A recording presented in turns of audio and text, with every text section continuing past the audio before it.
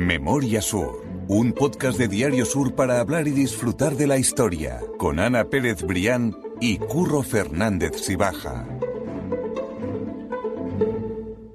Hola Ana, ¿qué tal? Hola Curro, buenos días. Muchas veces cuando estamos preparando el podcast estamos contando como siempre cosas que pasan por detrás de los micrófonos, ¿verdad? Exactamente. Yo creo que contamos demasiadas cosas, ¿eh? Pero es verdad que muchas veces cuando preparamos el podcast estamos pensando en qué podemos tratar, qué fechas se acercan, pero a veces hay sorpresas, como ha ocurrido esta semana, con un artículo que nos ha encantado y que creo que era carne de cañón para Memoria Sur. Bueno, se publicó hace un par de semanas, ¿Sí? hace un par de domingos, y rápidamente he secuestrado a la persona responsable, porque además siempre me encanta cómo escribe este tipo de historias, que es Paco Griñán.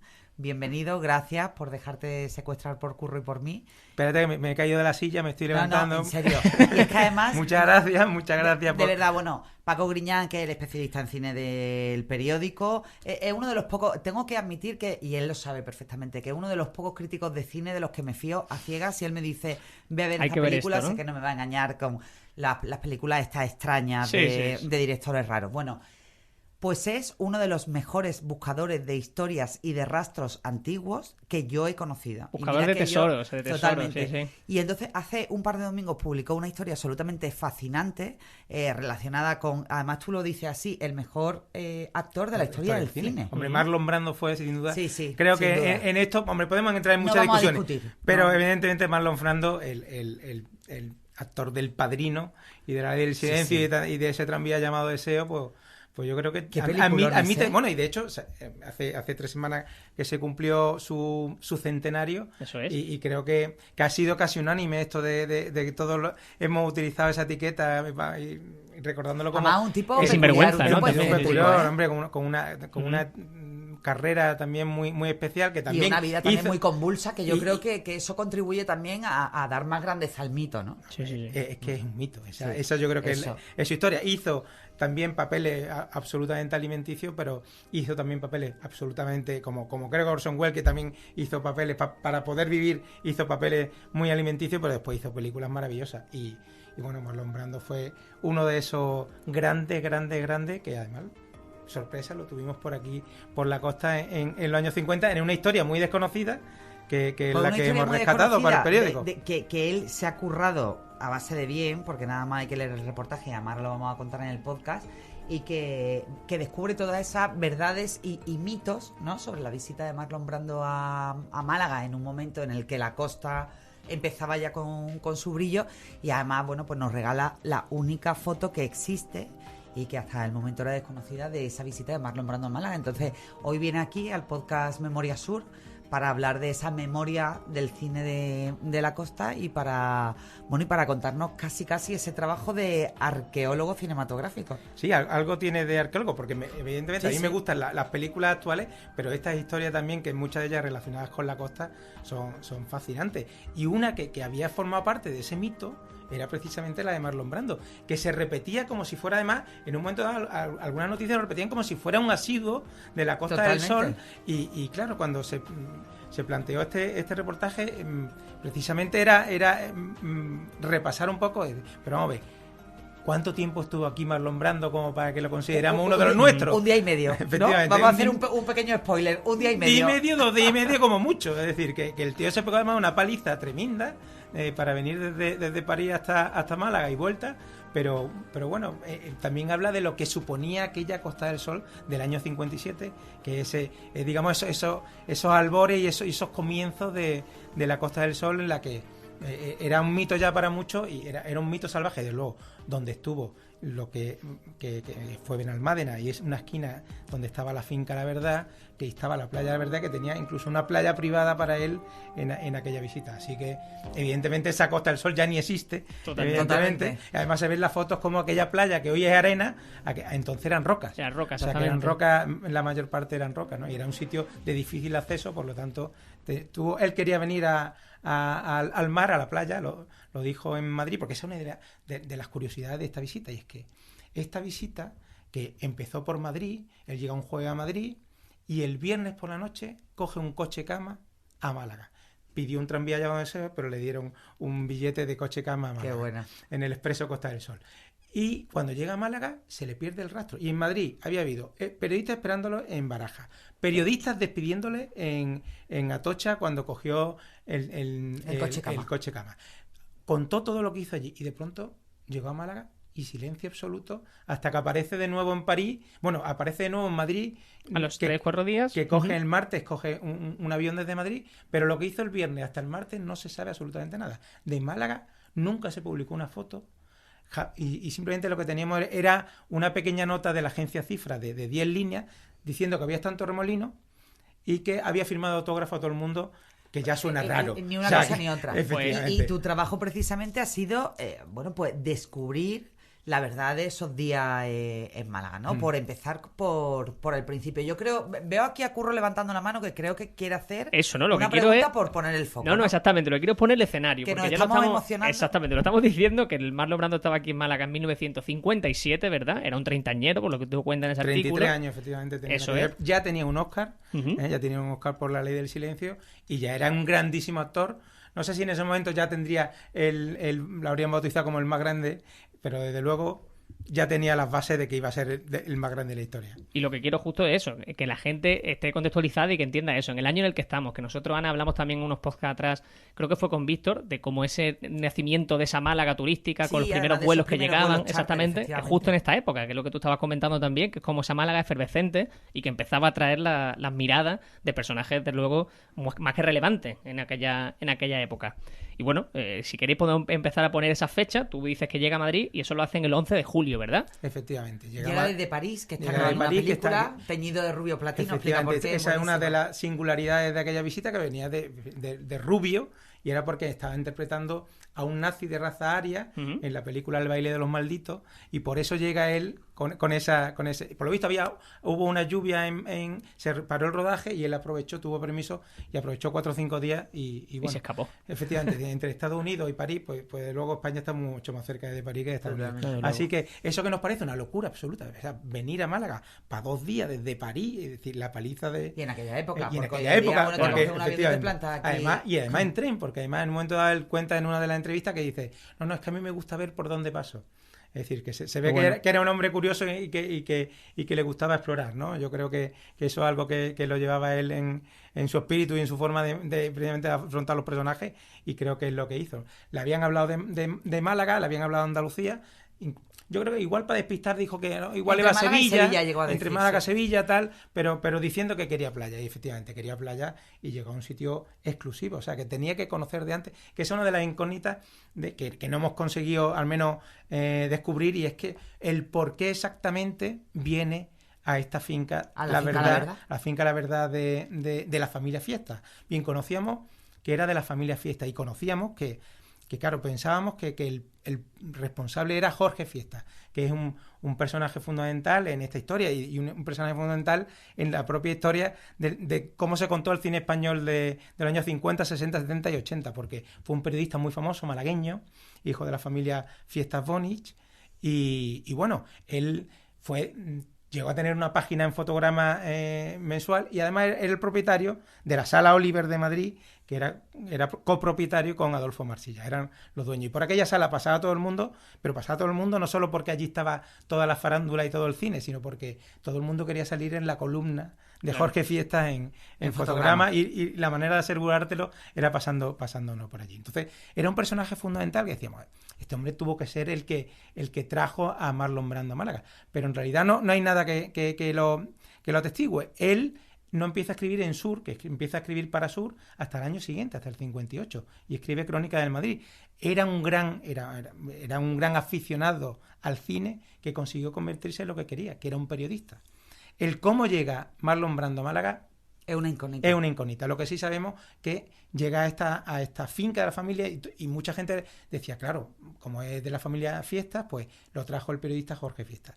Pero en realidad es que, y ahí fue nuestra sorpresa, que cuando hablamos que conseguimos llegar a Bernabé Fiesta y a Blanca Fiesta, que son los hermanos de Jorge Fiesta, que que siguen vivos y que nos han contado su testimonio.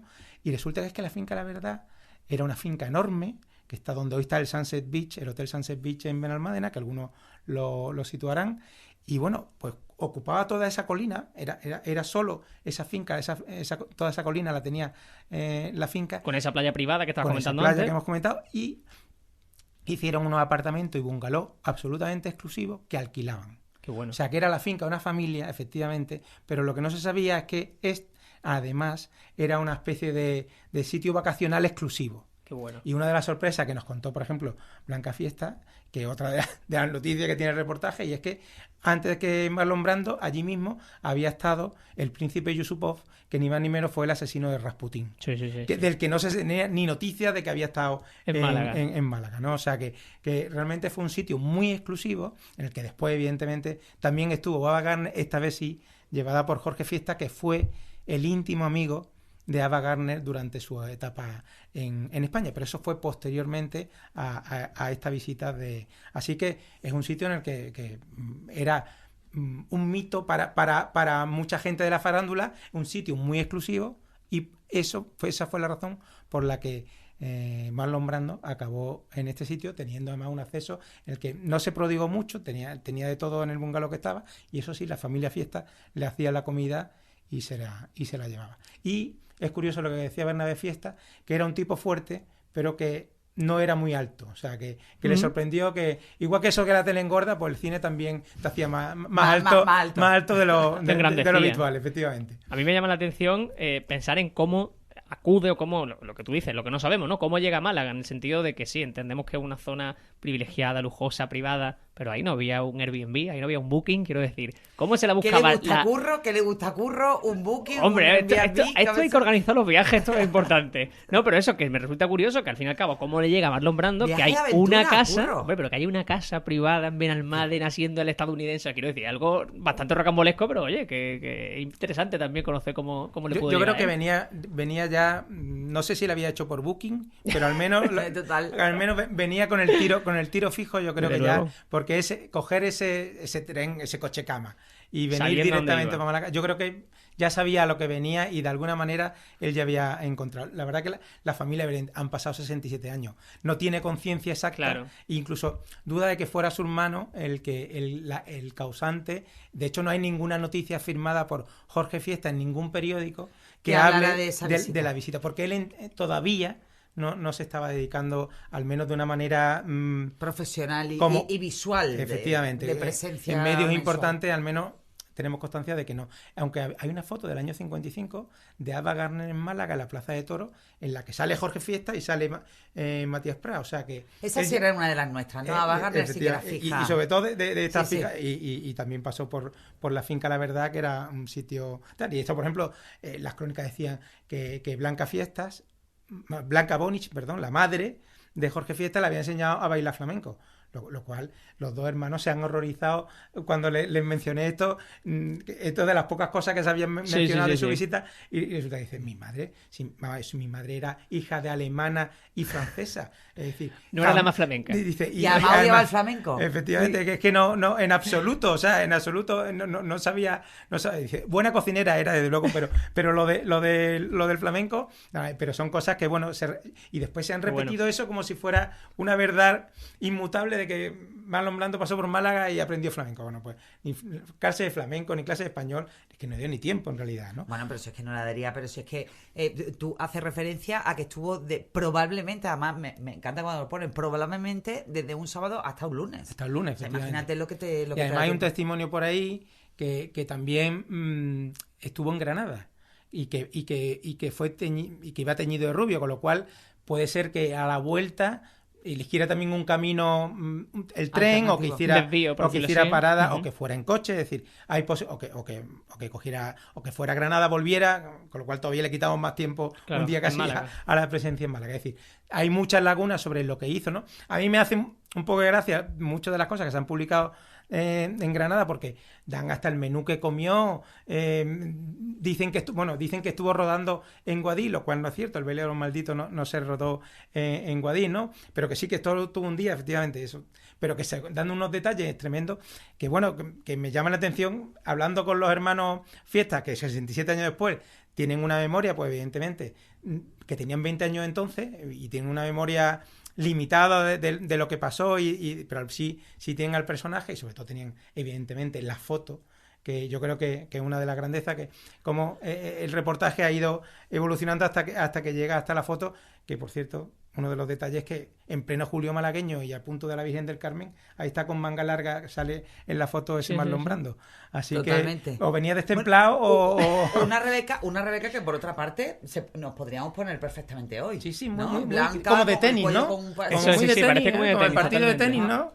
Sí, la sí, verdad sí. que recomendamos que a Pinta de los formalito. oyentes que le echen un vistazo a esa foto que acompaña también en la propia web de Sur, y ahí se puede echar un vistazo, que es una foto histórica, porque no se publicó ni una foto en su momento, no se publicó ni una entrevista de él en Málaga, y bueno, hemos conseguido llegar hasta esa familia que la acogió en su casa. El momento que te enseña, entiendo que fue Bernabé el que te enseña la foto. Claro, No, ¿cómo te Bernabé llega la nos habla información? de la Claro. foto, de que la foto la tiene su hermana. Ajá. Y que ese momento claro, de tu ver la además foto. fue, bueno, y dice, y mi hermana tiene una foto, como una foto. Y tú ya ahí empezaste ahí como Y evidentemente tengo esa, el hueso. efectivamente, esa foto había que conseguir, y tengo que decir que la familia Fiesta ha sido muy Se ha portado muy generosa. bien, sí, se nota ha en el sido reportaje. muy generosa con todo. La verdad que ha hecho un gran esfuerzo por rescatar también toda esa época que ellos también vivieron porque, bueno, Bernabé, que es uno de los hermanos, él cuenta que para él esa colina de la que hablamos, él era como Tarzán, y bueno, y lo contamos en el reportaje, tiene ese espíritu de Tarzán porque a sus 87 años nos recibió en su casa de San Pedro de Alcántara, subido a una palmera a 4 metros de altura, podándola a él, a una escalera con Increíble. un arnés, y yo cuando nos miramos dijimos, bueno, impresionante, la verdad que una familia muy especial, y después todo lo que te contaba tenía una historia de todo, porque cuando Blanca nos cuesta lo del príncipe Yusupov, el asesino de Rasputín también estuvo aquí, y después él te cuenta que su padre, la finca, que sus padres se separaron en la dictadura, pero sus padres se separaron, y la finca la había comprado su padre, Bernabé Fiestas también, a una cazadora. Esa Que historia me es parece buenísima. una historia ya alucinante. Sí, que de por sí ya tiene peso para la historia propia. Efectivamente, la casa le había comprado a una cazadora a la que un león le había comido la pierna y que era Una coja, cazadora ¿no? inglesa coja, pone tú. Dice, le había reventado la pierna, ¿no? Decía él literalmente, ¿no? Y que la casa estaba llena de animales disecados, de cocodrilos y tal, ¿no? Impresionante, ¿eh? Y que él lo recuerda y digo, bueno, es que aquí cada vez que me cuenta algo tiene algo. Bueno, Impresionante. la verdad que ha sido un reportaje Muy especial. sí, además Se nota. de estos que disfrutas, ¿eh? Sí. Esto te gusta dedicarte al periodismo porque realmente descubres cosas por las que no se habían transitado. Y yo tengo que reconocer que también culpa de este reportaje la tiene Carlos Zamarriego, que es un dramaturgo y escritor y que también es el biógrafo de Paul Lucas, a quien recomiendo que le hagáis también un podcast, porque Paul Lucas fue también un actor que vivió durante décadas en la Costa del Sol, que eligió Benalmádena para quedarse a morir y que además le robó el Oscar, ni más ni menos, que a Humphrey Bogart en Casablanca. O sea que estamos hablando de un gran personaje de origen húngaro y que después de triunfar que sale en película con 20.000 leguas de viaje submarino. Y bueno, él investigando a Paul Lucas se topó también con esta historia y no encontraba nada le pasó como todo, es decir, No había muy rastros. limitado. Entonces fue la llamada de, oye Paco, ¿tú sabes algo de Marlon Brando en Málaga? Y así empezamos Qué un bueno. poco a tirar del hilo, que también tiene mucha gracia cómo lo conseguimos desmadejar. Porque cuando Carlos me dice, oye, a ver cómo podemos llegar, sabemos que estuvo en la finca La Verdad, ¿qué papel pudo tener Jorge Fiestas? Entonces, bueno, tenemos Fiestas y así que, bueno, vamos a ver qué encontramos en el periódico. Y en una esquela, poniendo el apellido de la familia Fiestas Bonich, me sale que Fiestas Bonich había muerto Fernando Aguirre y que su mujer era Blanca Fiestas, la mujer que sale en esta foto con Marlon Brando. Y en esa misma esquela aparecen los apellidos de Lumbrera y de Crauwell. que yo sé que también son familias que están emparentadas. Así que llamé a Tecla Lumbrera, la galerista y otra enciclopedia totalmente que vicedecana, y le digo, oye, ¿a ti te suena algo la familia Fiesta? Y me dijo, mira, no me suena de nada, pero a la hora me llama y me dice, he hablado con Carlos Crauel y él es íntimo amigo de Bernardo Fiesta, que a su vez es hermano de Jorge Fiesta y hermano de Blanca Fiesta. Así que es un subidón, ¿eh? Cuando empieza a tirar del hilo y salen historias. Y digo, bueno, increíblemente de pronto teníamos el número de Bernabé, y Bernabé nos citó en su casa de San Pedro. Y fuiste con Carlos, tú. Y fui también con Carlos a hacerle la entrevista, y nos encontramos a Bernabé ahí subido a la parra, iba a decir, pero no, subido a la palmera, subido a la palmera y contándonos una historia realmente fascinante, porque él además incluso nos contó historias que se quedaban fuera del reportaje sobre la Sala Oliver, que por allí pasaba todo el mundo, y él fue el gerente, su hermano era el copropietario, y él fue el gerente y incluso nos contó que muchos actores que no pagaban, y por ejemplo que una que no pagaba nunca era Marujita Díaz, y él le prohibió la entrada, dice, y yo libraba los miércoles y ella solo iba los miércoles. Para aprovechar. Sabía cuándo tenía que ir. Son poseedores de una historia fascinante, de una época también que fue muy fascinante. Yo creo que en aquella se vivió todo ese glamour. Yo creo que se podía vivir no de una manera tan elaborada como ya lo vivimos hoy día, creo yo, ¿no? Que todo está muy pactado, sino que se vivía de una manera muy natural, ¿no? Yo creo que no era extraño que a lo mejor Marlon Brando, como decían por ejemplo en Granada fuera y se lo encontraran, es decir, es muy plausible, porque realmente eso pasaba, ¿no? Y yo creo que fue además la estrella de mayor relumbrón que pasó por Málaga en aquella década, por lo menos, o en aquellos años, tanto como que bueno, hay informaciones de la prensa de Madrid, no de la prensa de Málaga, pero que decía que Marlon Brando incluso se había comprado una casa en Málaga. Es decir, que le gustó demasiado. Llegó, o sea, por una visita de un par de días, Estaba empadronado ya, ¿no? Sí, y entonces la verdad que cuando me llamó Carlos, la intención era decir, bueno, ¿qué hay de verdad en todo esto? Es decir, ¿cuánto hay de mito? Y de mito que por repetido ya convertido en una verdad mediática, por lo menos, y cuánto hay de realidad, ¿no? Y eso es lo que intentamos hacer también hasta llegar a Blanca, que bueno, que también no... Y el encuentro con ella tuvo que ser... Sí. Incluso ella no se acuerda exactamente cómo se hizo la foto con él. Es decir, ella sabe porque que a él no le gustaba hacerse fotos. Efectivamente, él aceptó en este caso porque estaba en la casa, efectivamente.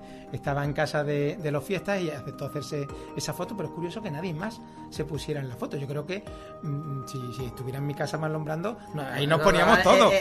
Yo creo que o uno detrás de otro, o todo uno detrás de otro. Efectivamente, ahí estaríamos todos detrás en la foto, ¿no? Pero yo creo que en esta foto solo, y que esa foto se le hizo su marido, que es Fernando Aguirre, que también es el que a través de esa esquela nos abrió la puerta también a esta historia, que también ha estado presente, ¿no? en el reportaje, ¿no? La verdad que yo lo tengo que decir otra vez, la familia Aguirre, la familia Fiesta han sido todos muy generosos, y la verdad que han abierto completamente los álbumes familiares y toda la memoria familiar para que contáramos esta historia, que había realmente de aquella historia de Marlon Brando en Málaga, que eso sí es verdad.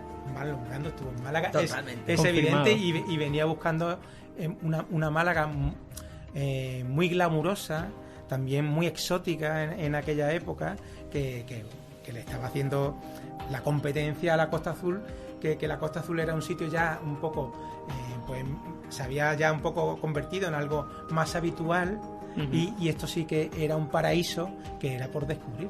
Y entre esos que estuvo aquí, pues estuvo un Marlon Brando rubio platino, que se embarcó además a mí me tenía en julio, efectivamente, y que además se embarcó a mí es que la historia que se embarcara en el coche cama, es decir, yo confieso que pagaría por haber estado en ese coche cama y haber contado, es decir, o haberme sentado junto a Marlon Brando y allí haber echado una charla con él.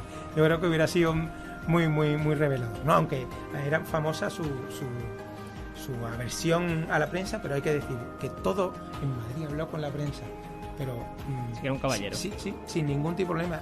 Firmó autógrafo de verdad.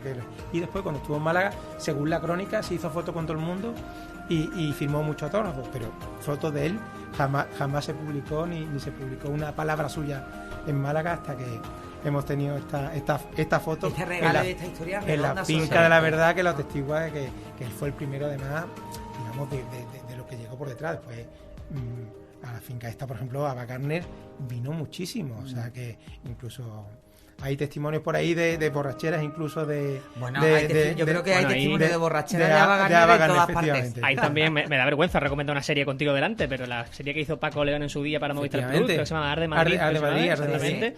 No sé qué punto de verídico tiene, pero desde luego una serie entretenida y para imaginarte esa farándula de aquella época. Con hay Ava Gardner. mucha, es toda manera muy verosímil. Yo creo que es muy verosímil y además está muy bien contado. Pudo ocurrir muy divertida. Sí, efectivamente, pudo ocurrir así perfectamente y a los personajes que salen los reconoce ahí perfectamente. Que por cierto, uno de los personajes que sale es Jorge Fiesta, también sale en la serie Arde Madrid, ¿sabes? Bueno. Porque fue íntimo amigo, aunque al final de su vida se pelearon por algo que él escribió y a que a ella no le gustó.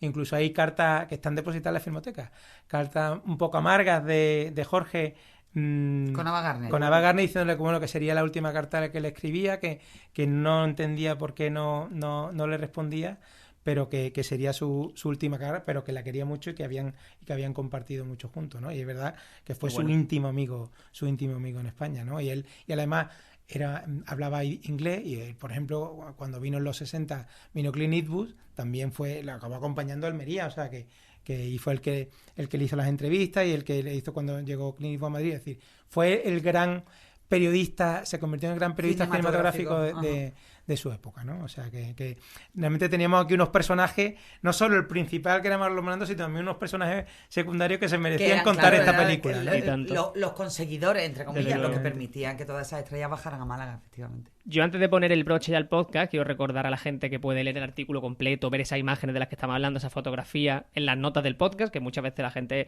se lía o me dice cómo puedo hacerlo. Simplemente bajando la pantalla en cualquier plataforma de podcast que lo esté escuchando, va a haber un enlace, lo pincha y directamente va a ver el artículo, que además tiene mucho mérito cómo está contado. Me refiero al diseño web, de cómo podéis ir arrastrando la pantalla y van apareciendo las imágenes de manera sucesiva, y creo que de verdad que es bastante interesante y que eso también enriquece mucho el artículo. Sí, porque además el diseño web hace mucha incidencia en dónde estuvo Marlon Brando, porque yo creo que es muy importante rescatar también esa memoria, cómo era aquella Benalmádena, Málaga, que por situarnos, todos los que tengan en la cabeza la residencia de Unicaja, que está al final de la avenida en Benalmádena, la colina siguiente sobre el mar, ahí estaba la finca La Verdad, y además hay unas fotos alucinantes de que se ve la montaña y está solo la construcción de la finca. Otra construcción que hay cerca que era de la familia Tallefer, también familia muy conocida en Málaga. Eso es. Y esa finca delante fue donde hicieron los bungalows que se convirtieron en los preferidos de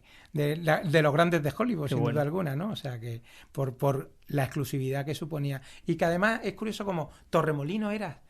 Y se ha repetido, estuvo en Torremolinos, resulta que no estuvo en Torremolinos, estuvo en Benalmádena. En la barriada de Torremolinos, decía. En la barriada de Torremolinos, efectivamente, la barriada, que es verdad entonces, pertenecía a Málaga y era la barriada de Torremolinos, pero en realidad estuvo en Benalmádena, pero Torremolinos era como la gran marca de la época, en la que englobaba evidente mucho más que lo que pasa que viéndolo desde la cercanía, pues sí, Torremolinos evidentemente no es lo mismo que Benalmádena, y Benalmádena realmente se merece también su espacio dentro del mito de la Costa del Sol, porque también contribuyó mucho a construirlo. Claro. Y es verdad que el mérito muchas veces se decía Torremolinos cuando en realidad se quería decir Benalmádena. En Benalmádena también donde vivió Imperio Argentina, es decir, allí se rodaron miles de películas.